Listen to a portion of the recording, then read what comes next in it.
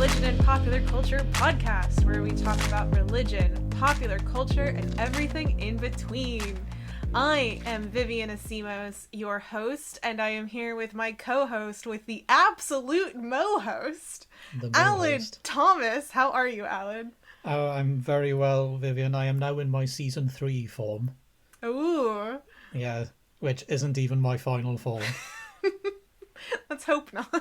Let's hope not. Wait until you see season 4's form. But for now, this is the season 3 edition of Religion and Popular Culture, Alad. The man bun is even more man and even more bun. Well, I'm not sure about even more man, but it's definitely even more bun. Because, as it continues to grow in length. And how is season 3 edition of Vivian? How are you? I am good. I'm excited to be back. I'm excited to be talking about this. I really enjoyed this podcast last season. I had such a good time with it. And so the time away was good. I've been doing a bit of research, been doing a bit of reading, approaching this from different angles, all of that kind of fun stuff. So I haven't stopped thinking about it because not thinking about work is not something that I do. No. But if anything, you've got even more to say now. Exactly. I've always got things to say. I won't shut up. But I'm excited to be back and talking about it. It's one of my favorite things. So I'm excited. I'm excited. That's what I have to say. And we have some really cool things, I think, in the pipeline. So this is just as a quick episode to tell you that we're back, that we're excited, that we're doing episodes. And probably in about 2 weeks from this episode dropping will be the first full, actual episode of the pod. Yeah. But I also wanted to say a little bit about what we're doing because I'm just so excited. Yes, let's. I think it's safe to say that this season will be a bit more of a deeper dive than season 2 was. Yeah, I think we needed to our first season of this in this iteration of this form of the pod. We kind of needed to have a couple of episodes that were very broad, where we talked about, I think we did this with food, we did it with fashion, we did it with a couple of other ones, where there was a lot of, this could be a whole episode, and then we would say that 5 times in the episode, talking about different things. This is where they're going to be all separate episodes. Yeah. So it was necessary, I think, to help lay the groundwork of what kinds of things we can talk about, what kind of things we are referring to when we say religion, popular culture, and everything in between. And now we can do it. So This is, get ready for some nitty gritty. Get ready for some... Absolutely, yeah. If you thought I could talk about Star Trek before. Speaking of which... last season we did, it was probably one of my favorite episodes that we did, which was where we took a very specific episode from Star Trek Next Generation, and then we spent the whole episode talking about that episode of Star Trek. I think it really helped to have something really solid behind it. And again, I think we'll have that a little bit more in this season in general, because we'll have a lot more specifics that we're getting into. But it was just nice to have something that we could really just, get into what people said, what that reveals, getting into all the specifics of an episode. And we were talking about maybe doing that with another Star Trek, but with Star Trek original series. And we might also do it with Buffy. We won't do them every single episode, but we might do 2. Yeah. Yeah, that sounds good. And I love Buffy too, so... Yeah, it's been a while since I've watched Buffy, so I think it would be fun to go back to it, and going back to it with a lot more of the researcher hat on than the this is super cool and I'm having fun hat on. Although I always have a little bit of both is on. Good. Both is good. Yeah, if you're not enjoying Buffy, then what's the point? Well, then who are you if you don't enjoy Buffy? Then who are you? Yes. But there's also a couple of other topics that we have down the list as far as just kind of more normal, I was going to say normal episodes, but I guess, I don't know, they're all normal, I guess, to some extent. But yeah, just more kind of topic diversion of going into it. We recently did an episode on our other podcast, What's Interesting About, where we talked about Pixar's movie Turning Red. And there was a bit more of a religion and pop culture stuff that we didn't get into in that podcast that we can in this one, particularly Very much talking about religious tourism. Yeah, very much so. That's a really interesting film on that front. It's an interesting film anyway. It's a good film. People should check it Yes, out. I mean for non-religion pop culture conversation, you can consult the other Yes. podcasts that we do. Indeed. But yeah, I think a lot can be said about religious tourism, about the conception of religion changing locations. Yes, and also Western perceptions of Eastern traditions, particularly romanticization. I think there's a fair level of romanticization going on there. Yes.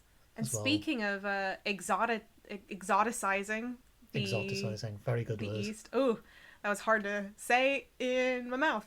But we also have Dune. The movie Yes. Dune came out a while ago. I've been wanting to talk about it, but I've been trying to figure out the right way. I was going to do it on my own stuff through Incidental Mythology channels, but I couldn't quite figure out the best way that the topic and the conversation that I wanted to have about it to shine.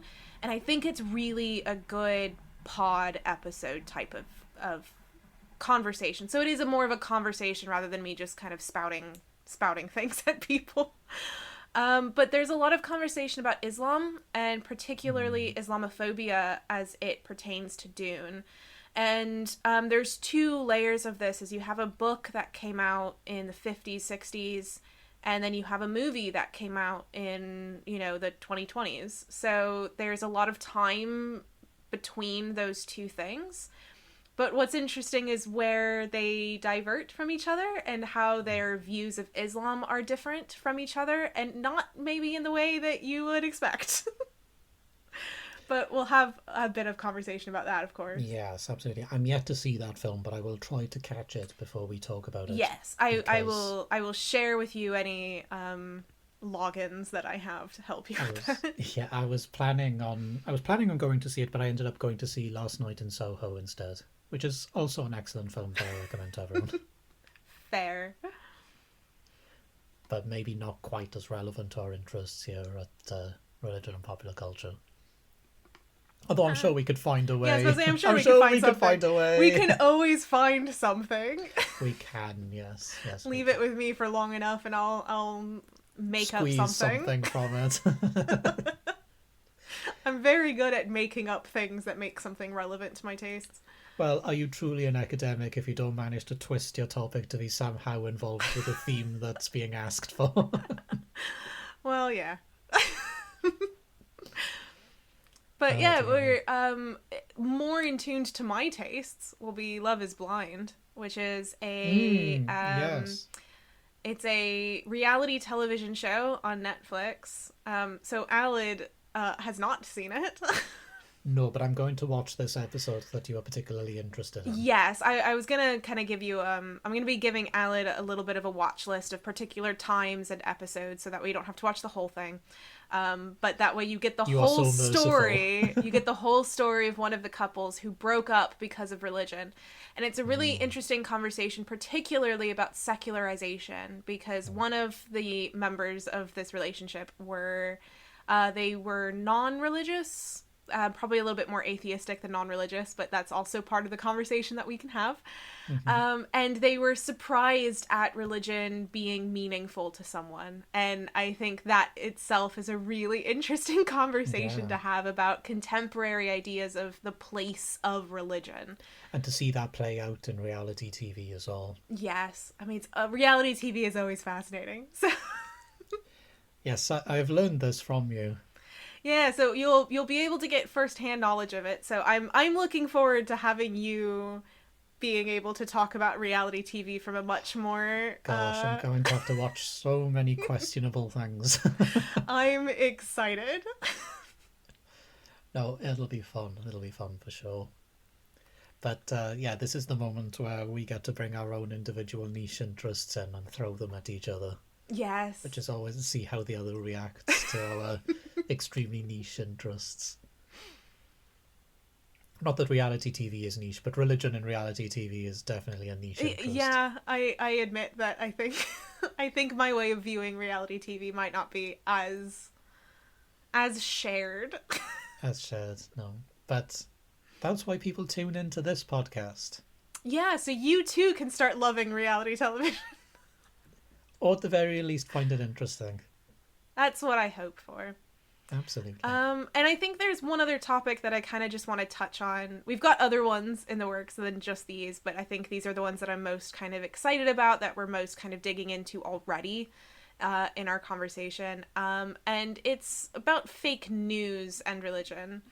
And I am glad that we waited until now to do this one for a couple of reasons. Not that fake news isn't around anymore, because it is, and it also has been around for pretty much as long as news has been around for. But also I think that a lot of the conversation that we'll have with it, we will be able to have a little bit more hindsight type of conversation that we might not have been able to do if it was a little bit more in the moment. So You're referring to post-election, aren't you? Yes.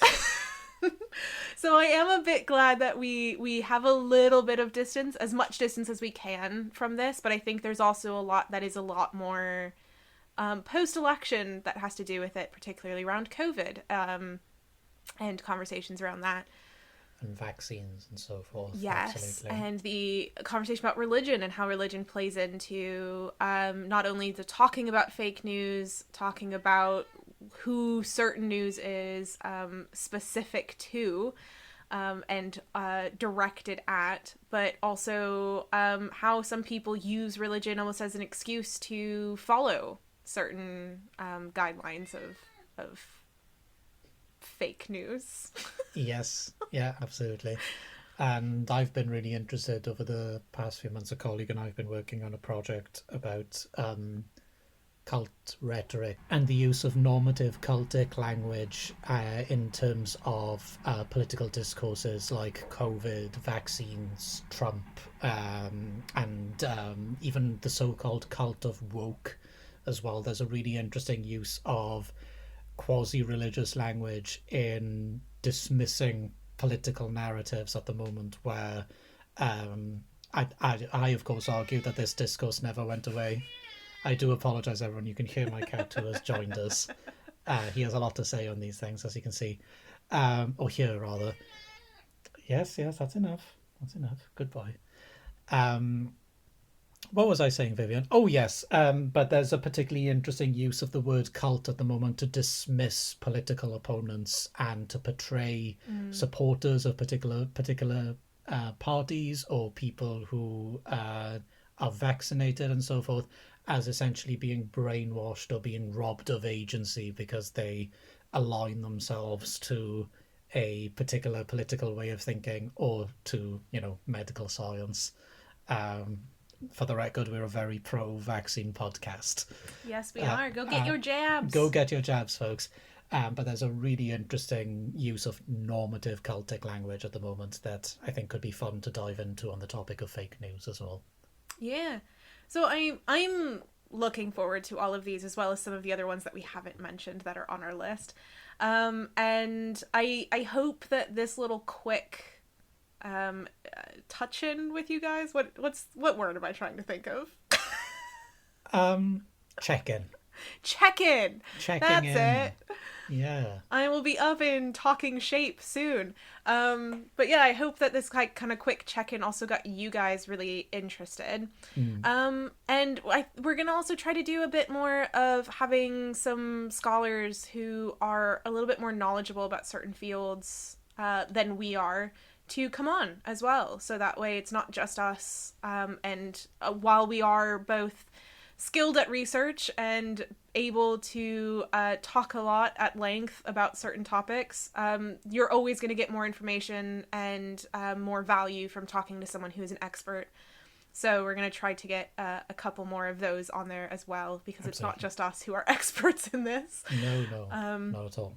Which I am also looking forward to getting some of our friends and colleagues on to chat with us about what they do and what they find interesting and their connections that they are making.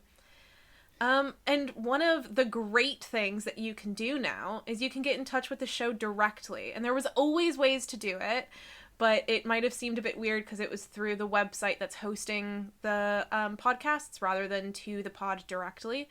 But now it is to the pod directly. So we have an email, religionpopculturepod@gmail.com. And you can also find us on Twitter at @RPC_pod.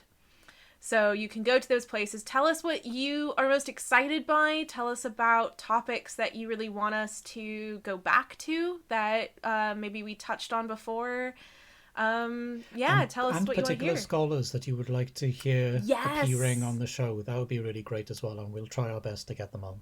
And they don't have to be scholars. If there's someone who is an expert in a particular bit of pop culture, for instance, who's really interested in talking about how that intersects with religion and having that conversation, I am super into that as well. So if there's somebody that you want to hear from on the pod, let us know. If you can get Patrick Stewart to come on to our next Star Trek episode, I would love you forever, dear listener. Yeah, we'll see about. We can't make any promises just because you want someone on, but we will do our best. About Patrick Stewart, but I will move heaven and earth to ensure that we get him. We'll at least send an email. We'll at least send an email to his people. Anyway, so that's all the different ways. Get in touch. Tell us what you are excited by, what you want to hear about, or just to send us some questions, or to tell us that you enjoy it. Yeah, well, that would be nice to know as well, to know that we're not shouting into the void. Yes, I mean, I do have download numbers, so I know that it's not too much into the void, but it is nice to put some actual names to the numbers that I receive, because sometimes I don't know if it's just that many of my mother. So it is. Hi, Vivian's mum. Yes. So it is nice to hear from people. We have gotten comments and people getting in touch with us in the past. We've gotten some people during the break on Twitter talking about listening to backlog episodes of this and engaging with them. There was a really great Twitter thread on one of our topics, for example. Absolutely. Love to see that. Love to hear from that. So yeah, get in touch. Share this with friends. Do all the podcast things that people do. Yeah. Smack that subscribe button. Subscribe, share. Ring the bell. What else is there? A rate and review wherever it is that you listen to your podcasts. That apparently helps. Yeah. Go on down to the comments. Yeah. Tell us things and places. Yes, please do. We're professionals. Oh yes, consummate. Of course. Well, I am very happy to be back and recording with you, Alan. I am very happy to be back. Sorry, I didn't mean to pause there as if I was thinking about it. I'm short. Yeah, I'm very happy to be recording as well. And we'll have good back and forth and good debates, no doubt. I'm very excited, and we will be back in your ear holes in 2 weeks with a nice episode of the Religion Popular Culture podcast, and I'm so excited. Yes, look forward to it, folks, and we shall see you soon. Bye. Bye.